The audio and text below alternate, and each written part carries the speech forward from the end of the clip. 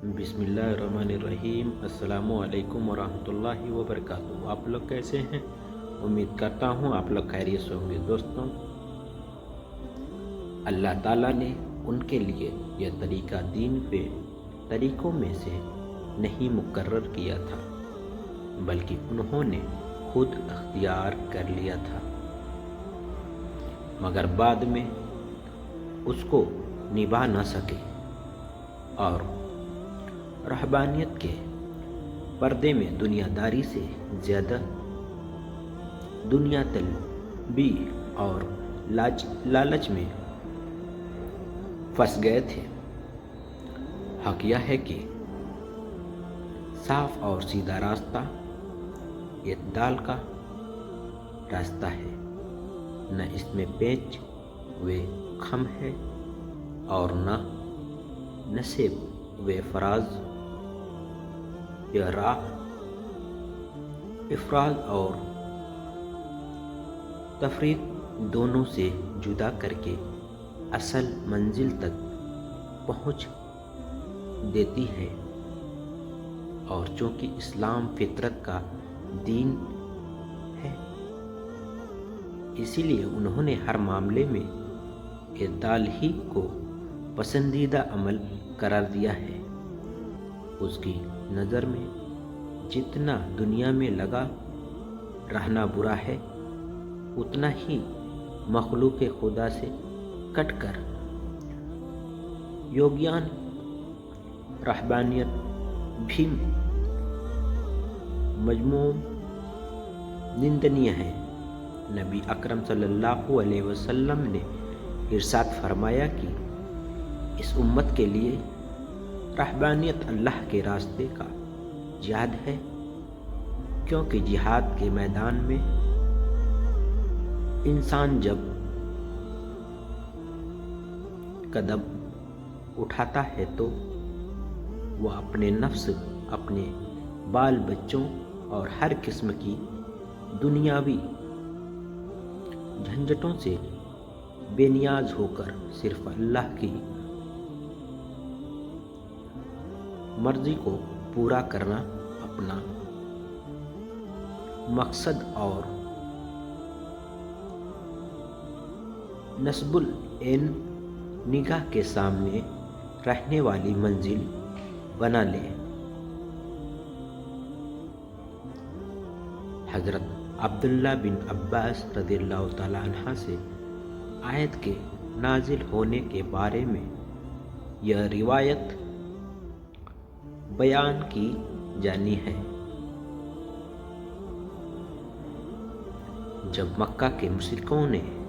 نبی اکرم صلی اللہ علیہ وسلم سے اصحاب کہف کے بارے میں سوال کیا تو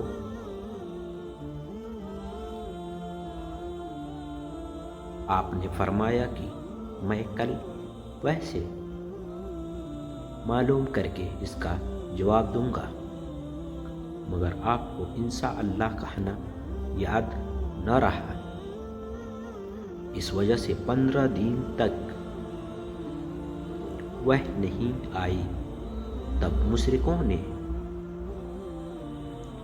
کانافوسیاں شروع کر دی اور آپ کا دل اس وجہ سے ٹوٹنے لگا۔ 15 دن کے بعد وحی نازل ہوئی اور اس نے واقعوں کو ضروری تفصیلوں کے ساتھ یہ بھی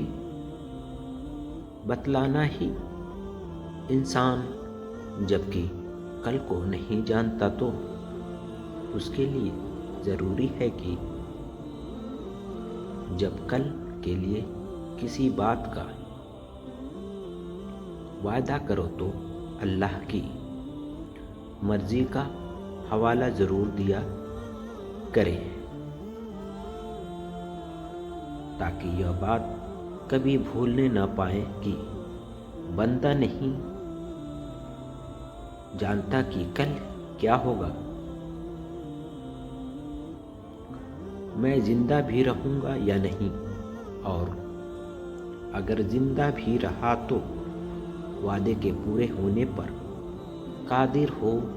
سکوں گا یا نہیں۔ دین اور ملت اللہ تعالیٰ کی صاف اور سیدھی راہ کا نام ہے، اسی لیے وہ زبردستی کرنے سے دل میں نہیں اترتی، بلکہ اپنی سچی روشنی سے اندھے دلوں کو روشن اور منور کرتی ہے۔ لا اکراہ، دین کے بارے میں کوئی زبردستی نہیں، مگر اس کے خلاف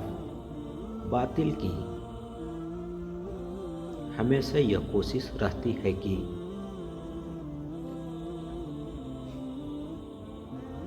اللہ کی مخلوق پر زبردستی ظلم اور جبر اپنا اثر جمائے اور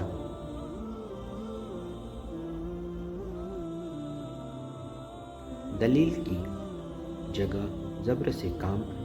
لے، لیکن اللہ کی مشیت انجام کی شکل میں سچائی دین حق غالب کرتی ہے اور باطل کو مغلوب کر دیتی ہے، اور انجام و نتیجہ حق کے ہاتھ رہتا ہے۔ مگر چونکہ اللہ کی پکڑ کا قانون ایک تو کافی مہلت دیتا ہے، اسی لیے ظالم قوم جہالت سے اس کو اپنا کامیابی سمجھ کر اللہ کی بشرطِ شدید سخت پکڑ سے غافل ہو جاتا ہے، اور اسی لیے تاریخ بار بار اپنے سبق کو دہراتی ہے۔ تجربہ اس پر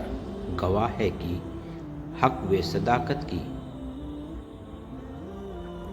تحریک، اور نہ صرف یہ بلکہ ہر انقلابی تحریک جس درجہ قوم کے نوجوانوں پر اثر انداز ہوتی ہے، بڑی عمر کے لوگوں قوم پر اس تیزی کے ساتھ اثر انداز نہیں ہوتے۔ سائیکولوجی کے ماہر لوگوں اس کی یہ وجہ بیان کرتے ہیں کہ بڑی عمر کے دل و دماغ چونکہ عمر کے بڑے حصے میں پرانے رسم و رواج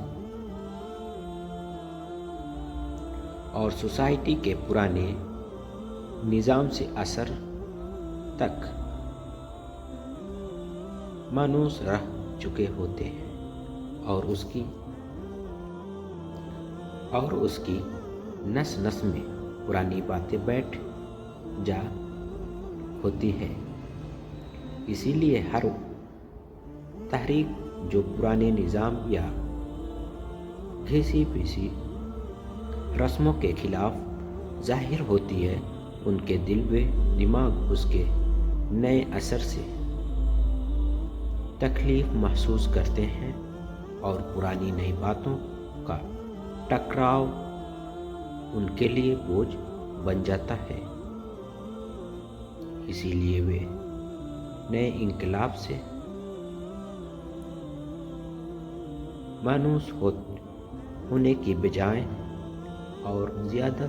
دہشت میں پڑ جاتے ہیں۔ البتہ ان میں سے جو دل و دماغ جذبے کے مقابلے میں عقل کو اور تاثر کے مقابلے میں دلیلوں کو رہنما بنا لیتے ہیں، اور ہر معاملے میں نئے پرانے سے ہٹ کر متانت اور سنجیدگی کے ساتھ ان کے فائدے اور نقصان پر غور کرنے کے عادی ہوتے ہیں، وہ اس عام اصول سے الگ ہیں اور جب بھی وہ انقلابی تحریک کے لیے زبردستی مددگار ثابت ہوتے ہیں تو مگر جماعتوں اور قوموں کے عام طور سے ان کی تعداد کم ہوتی ہے، لیکن بڑی عمر والے لوگوں کے خلاف چونکہ نوجوانوں کے دل نہ دماغ بڑی حد تک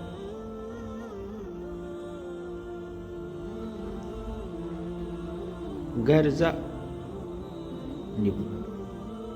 دار نسبت ہوتے ہیں اور پرانے رسم و رواج کے لیے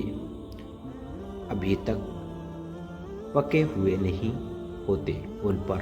نئے نقش بہت جلد ابھر آتے ہیں اور وہ کسی تبدیلی اور کسی انقلاب کو صرف اسی لیے کہ وہ نئی باتوں کی دعوت دے رہے ہیں وسعت بھری نظروں سے نہیں دیکھتے، بلکہ دلچسپی کے ساتھ اس کی طرف بڑھتے اور صاف دل و دماغ سے اس پر غور کرتے ہیں۔ اب یہ انقلابی تحریک کی ذمہ داری ہے کہ اگر اس میں سچائی اور حقیقت بھی کا اور جماعتوں اور قوموں کو غلط راستے پر نکال کر سیدھے راستے کی طرف دعوت دیتی ہے تو اس کی طرف تیزی کے ساتھ بھیڑ بڑھنے والوں کی پیروی کرنے والوں کی زندگی میں چار چاند لگ جاتے ہیں اور ان کا وجود اس پوری دنیا کے لیے رحمت ثابت ہوتے ہیں، اور اگر معاملہ اس کے خلاف ہے تو وہ ان تر و تازہ اور صاف دل و دماغ رکھنے والے نوجوانوں کو تباہی اور بربادی کے راستے پر لگا دیتی ہے، اور ان کا وجود پوری انسانیت کے لیے مصیبت اور عذاب بن جاتا ہے۔ السلام علیکم ورحمۃ اللہ وبرکاتہ۔ پلیز سبسکرائب اور لائک ضرور کریں، شیئر بھی ضرور کریں۔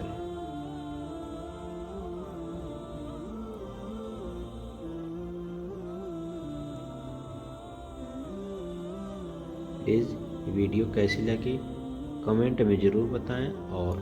چینل کو سبسکرائب اور لائک ضرور کریں۔